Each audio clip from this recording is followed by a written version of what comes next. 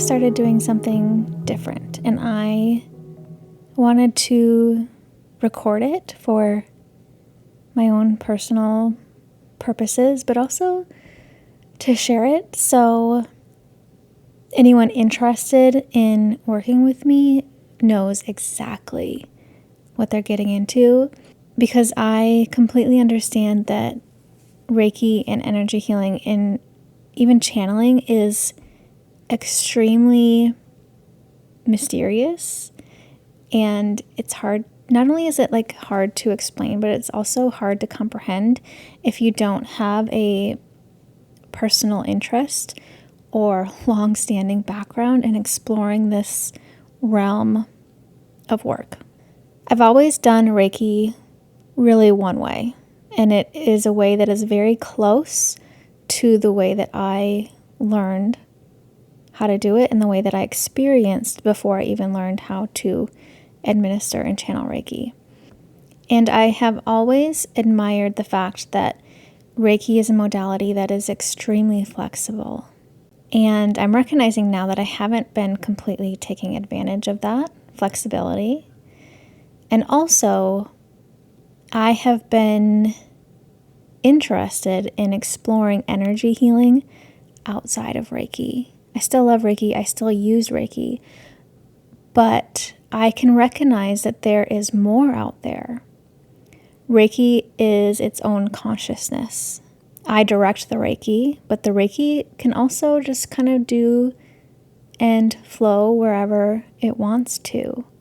And I wanted to be more commanding in my role as a healer, and so I've been exploring this different way of doing energy healing, still incorporating Reiki, but also going about it a different way where I hold the commanding position, essentially.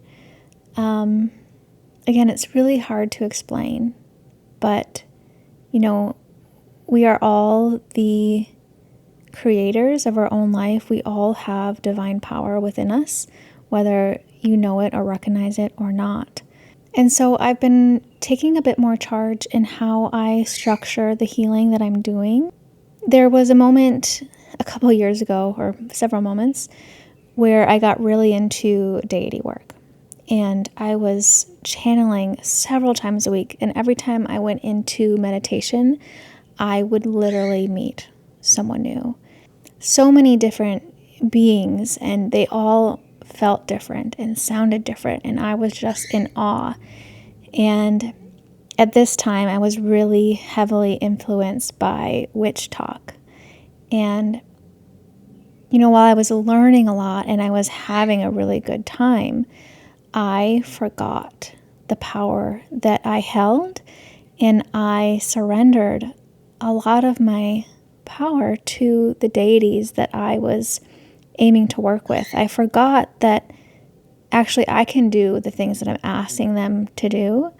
And I took a really big step back once I realized that I was structuring my entire spiritual practice around deities and stopped structuring it around myself.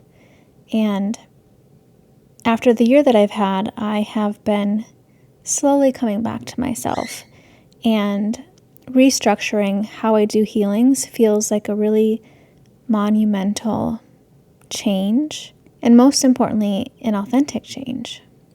And while I still do incorporate Reiki in my healings, I don't feel like it takes that big of a precedent as it used to. I'm not even saying in my job title anymore that I'm a Reiki healer. Instead, moving forward, I'm straight up just saying I'm an energy healer, because I'm doing more than Reiki. I'm doing Reiki and alternative energy healing. And also, I firmly believe that the channeled messages that come through me are just as healing, if not more healing, than the actual energy work that we do. So all of it together is a form of healing, energy healing. It is not just Reiki. With all that being said, today I'm getting extremely personal. I am going to do my drop-in healing kind of structure on myself. For the past couple years, I have been aiming to learn astrology. I've been more serious about it the last like 6 months or so.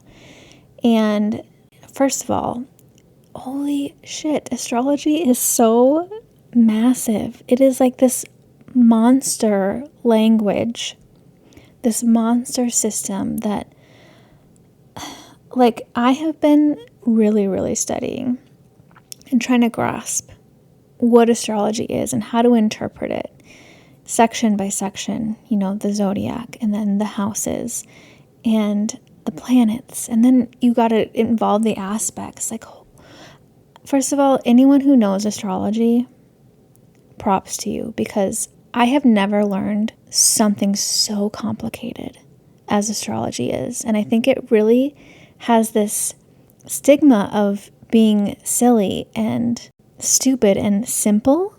Astrology is not simple. Anyway, I'm getting off course here. But I recently touched a little bit on in my studies about Chiron. And I had just learned about Saturn placements. And Saturn placements can be a really long life lesson that you have. My Saturn happens to be settled around health and work. And no surprise at all, because my basically whole life has been centered around finding health and wellness and what that means for me and how to incorporate health and wellness into my work. But the Chiron is your biggest wound. And at first I was a little confused, because how can your biggest lesson not also be a wound? But now that I've kind of delved a little deeper into it, I'm like, oh, okay. Okay, the biggest lesson, the biggest gold nugget, the Saturn, can be a theme throughout your life. However, Chiron is its whole other theme, which is your biggest wound. And my Chiron is in Gemini in the 11th house. And I'm not going to claim to be an expert. I'm totally not. I'm still studying. I'm still learning astrology. But in basic, dumbed down terms, my biggest wound, noted by my Chiron placement, is this struggle of feeling like I'm not heard. And oftentimes, people with this wound in this placement were not heard as a child. They either were not safe to speak up, or they were unable to express themselves. Lots of not being heard or understood or believed, and that is 100% accurate for me. If you listen to one of the first couple episodes of this podcast, I go into like my whole health struggle. And I was a very sick child, but no one could figure out why. And it took years and years and years. And after a while, I started to sound like the boy who cried wolf. Like, my tummy hurts, I don't feel good, I can't eat this, like, I'm so full, my tummy hurts. And like, the experts couldn't figure out what was wrong. And so eventually, even though I kept saying these things, people didn't believe me. So definitely resonate with the inability to be heard. But even today, I don't feel heard a lot. And, I think that's one of the most frustrating things I feel around social media, is that I put all this effort in. I try to be perfect. I try to come across the right way. I've been working on this, so I've been more relaxed recently in how I show up online. But I do this because I am not heard. And so I'm like, okay, if I do it this way, then I'll be heard. If I change the strategy, then I'll be heard. Then I'll be heard. If I try this thing, finally people will listen, people will follow, people will comment, people will engage. And really, I haven't, no matter what I do, no matter what strategy I'm doing, I'm not being heard. I'm not being seen. After learning what my Chiron is, my biggest wound, I can trace back all the times throughout my life where I don't feel heard or understood or even taken seriously. And, it is a wound. And I can recognize that it's not anything that I am doing currently to perpetuate that thing getting worse. Sometimes when we have energy blocks in our system, it's much deeper than switching the strategy. It's much deeper than showing up a different way or going to a different platform or having a hard conversation sometimes it's much, much, much deeper, and it becomes this kind of automatic programming, or maybe programming that wasn't even in this lifetime. Maybe it was from something else. And so that is what I'm going to be tackling today with my own energy healing, and you're going to tag along. So we'll see what comes out of this healing together. So the first thing I do in any drop-in healing is gather the notes on what we are working on. We've already done that, so what's next? Next is I channel a message. So I'll connect with the energy of the person that I'm working with. Today it's going to be me, so I'm just going to connect to my higher self and my spirit team. And I'm going to channel the most needed message that can come through today. Sometimes it's like 3 minutes, sometimes it's 5 minutes, sometimes it's 8 minutes. It just kind of depends on the person and what is most helpful right now. After the channel message, I start working on the energy healing itself. So first I go in and send a programmed healing that I do called the energy scrub, and it's a full body Reiki healing. I get it done really fast, but still really impactful, from top to bottom, from crown to the root and to the feet. And then I merge myself with the person I'm working on. In this case, it's going to be me, just more deeply.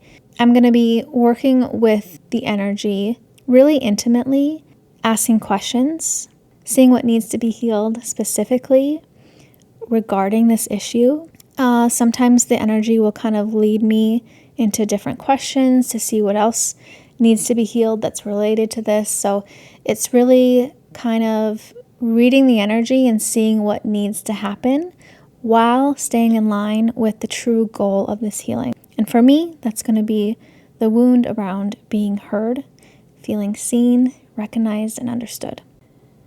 Okay, so let's get into it. Again, we're going to start with the channel message. Actually, first, I'm going to clean off my energy. I just want to make sure that nothing is attached to me that shouldn't be. I want to make sure that my mind is as clear as possible. Make sure I'm grounded in this space. Spirit, please connect me to my spirit team and open my channel so I can receive the most impactful, needed message today. We hear you. We hear you. We hear you. We hear you. Sometimes it may have felt like there are earmuffs on everyone around you, and you are screaming inside a room of people, and no one hears you. It is like you aren't even there. And right now you are recalling the dreams that you have had in decades past, where you are trying to communicate, but you cannot make a sound. You are opening your mouth and straining your vocal cords, but nothing is coming out. This is the wound. The wound in which is reflected in the Chiron placement. This wound was not only generated in this current lifetime, but it has been a wound that has been with you for at least 5 others. The 5 that are closest to you right now. And in this healing that we help with you, or help you with today, in each they will be exalted and lifted and cleansed, purified and healed.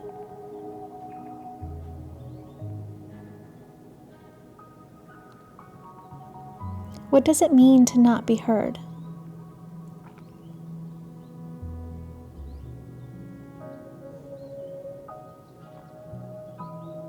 Think about that.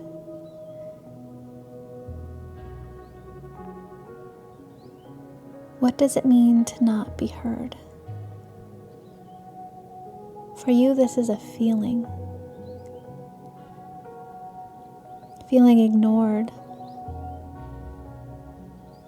You are not abandoned, you are ignored.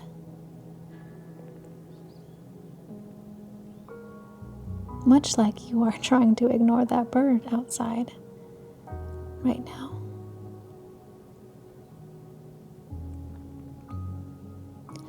This wound indicates, I just want to point out that as soon as I recognized the bird, it was quiet. This wound of not being heard is an emotional one.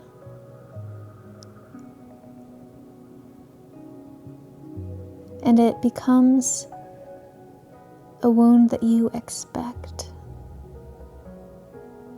unconsciously.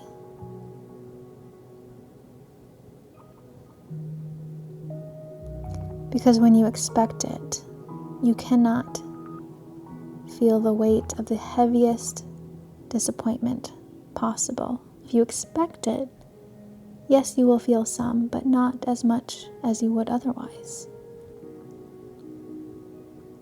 And so sometimes when we hang on to wounds, it becomes a protective mechanism. And this is a protective mechanism that your 3D form has taken on within these last few lifetimes. But you will be heard in this one.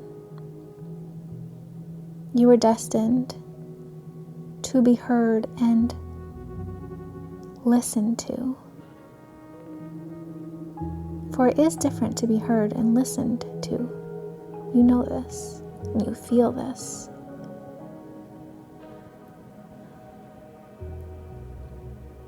And it has waited until this moment because you are your most authentic self right now. You have never been more authentic than right now.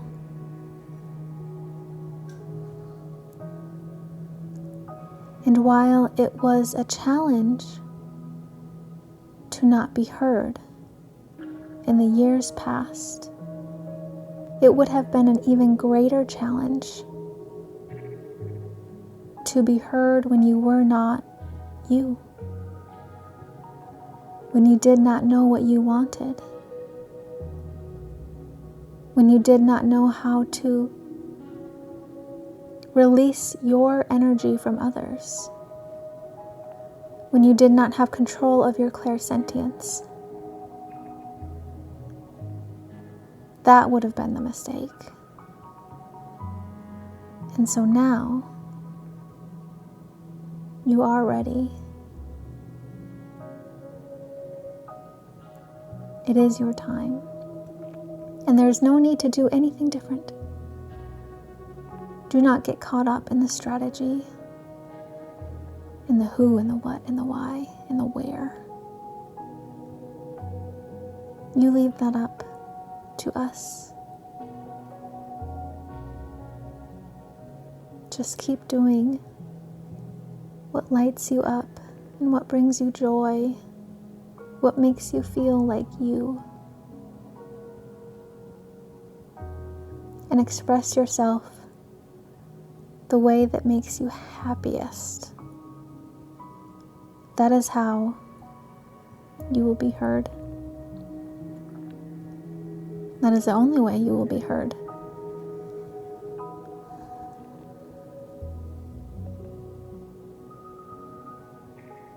You are ready. This is your key. Enjoy.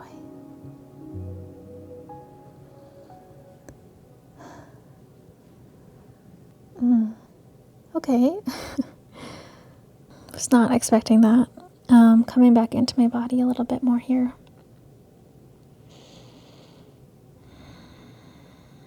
I'm going to have to listen back to that when I'm not in channeling mode to really ground into what was said, because oftentimes when I'm channeling, it feels like a lot of missing puzzle pieces, I guess.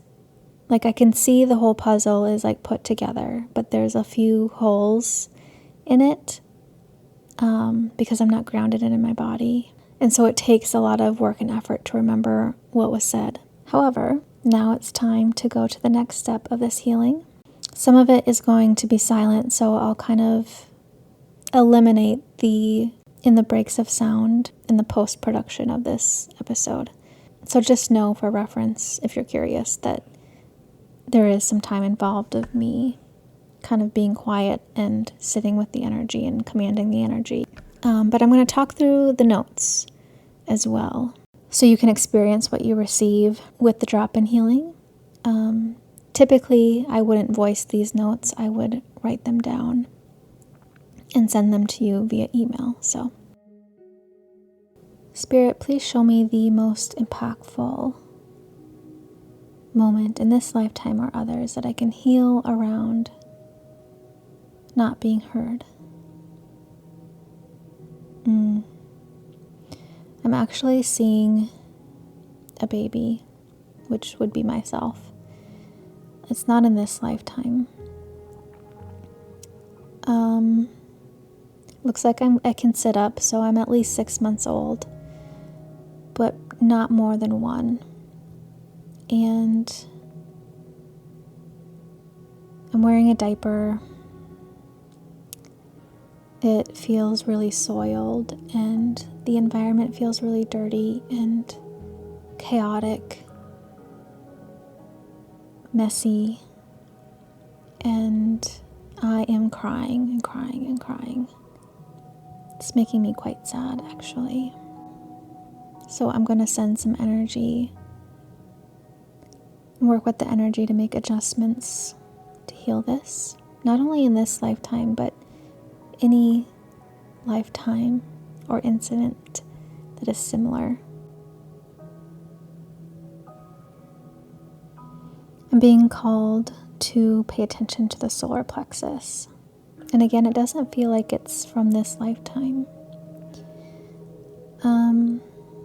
And I'm seeing a sunflower, but it's just the bud, and it's having a lot of fear and trepidation around actually blooming and showing itself. There's lots of worries about if it will be cared for in the way that it needs to be. It's not even asking for too much, it's just asking for its basic needs. And it's worried that those needs are not going to be met, so it's like, I don't think, is there a point in blooming at all if I'm not going to be taken care of? And so I'm going to work with that energetically, do some reprogramming around basic needs being met and more. For everyone deserves basic needs, yes, but also you do deserve more as well. So I'm going to do the energy work, and then I'm also going to instill some affirmations within the center. Not only in this lifetime, but others that have been impacted in this way.